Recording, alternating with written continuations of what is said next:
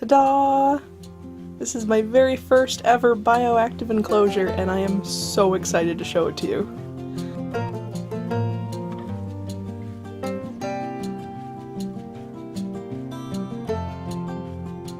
I don't think most people realize how much stays green underneath the snow all winter. Like, look at these ferns. They look like they just sprung up last week.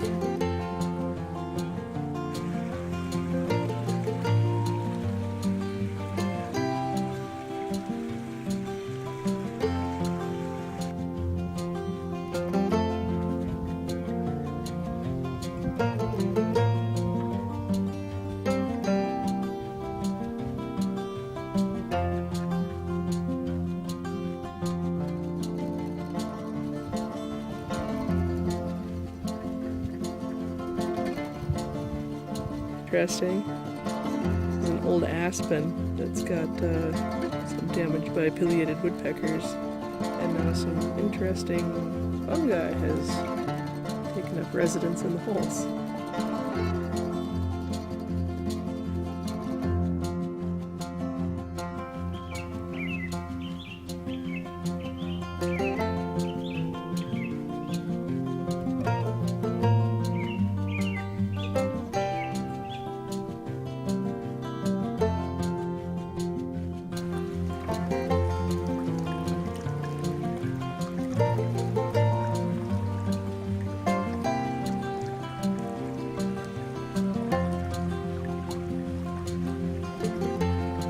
Here's my fun bucket of vivarium goodies. This is my first ever bioactive enclosure, guys. I am so excited. This was super fun to make. So as you can see on the bottom, I've got the hydro balls. Keeps everything nice and moist. And then I've got a layer of substrate. And then on top of that, I have a whole bunch of locally harvested moss. And then I also planted some grass. There's grass there and grass there, and that's already setting up some new shoots. I just did this, I planted this maybe 5 days ago, so it's still brand new. That is a baby spruce tree. Back in the back there you can see a couple of baby balsam.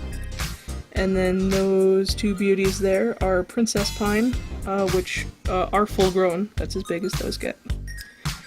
Pretty much. And I don't know if those are going to survive or not, just because they have a weird root system, which I didn't bring a shovel with me or anything when I went and harvested things. I just kind of used my hands.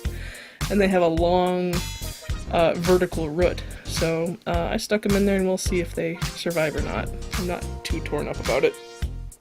But then I've got this awesome branch here that just really sets the tone for the whole thing, I think. And that's got some old man's beard and some interesting fungus on it. Like, I don't know. Do you know what that is? I don't know. And lichen. So I'm a lichen that stick. Yeah, right. And of course some birch bark, and he's got birch bark on his hide. And I don't know if I mentioned this yet already, but my salamander Toothless is in here. He's a blue-spotted salamander, and he likes to bury himself in the dirt during the day, so he only comes out at night. And I've got isopods in here, and springtails, and the whole shebang. So, I love looking at this thing. I just sit here and stare at it and watch the bugs. It's just, it makes me so happy. So, here's the view from above. See, all kinds of fun stuff in here. And of course the rocks were not naturally harvested. I got the crystals and stuff elsewhere. But they make for fun decor. Down here on that piece of moss, there's some interesting things growing on it. And got some birch sticks in there, and then I've also got that green wood down there. That is called foxfire. And that's actually, it's a fungus that makes that green color, and it glows at night in the wetness when it's damp, so that's pretty neat. It's a fungus colonizing old birch wood, so I'm pretty sure everything in here is safe for salamanders. Of course I'm not 100% sure, because there's not a whole lot of information out there about the safekeeping of salamanders, so I'm kind of winging this. But it's all natural from his environment, so I'm assuming you know, things are gonna be pretty much okay. But it's a risk. It's a risk you take when you're doing a natural setup with stuff from just the outdoors. But I took a lot of care to make sure that the roots and everything were clean before I put things in here. But of course, this branch, I don't know what's living in this branch. There's probably other bugs. There's probably bugs in here that Toothless is eating and loving, so it's hard to know for sure. But that's just something to keep in mind when doing this kind of thing. You might see little bugs in there, those are fungus gnats, and I do have plans in place to get rid of those. But actually these springtails and isopods that are in here that make this bioactive, excuse me, they compete with the fungus gnats for food, so as they get more established they might just drive them out, which would be great. I don't have to worry about it, but until then I will be getting something to catch them in, so. My favorite piece of moss. If anybody knows what it is, please tell me in the comments below. I would love to know. I think that the moss that it's surrounded by is maybe star moss? That's star moss. I want to learn. The last 10 minutes staring at this tank, hoping I could find an isopod to film. And they're all hiding.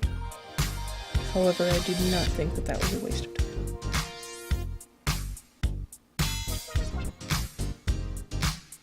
So pretty. Found one! Looks like he's eating some leaf litter in Toothless's hide. Better watch out though. I bet Toothless has been feasting on these guys all week.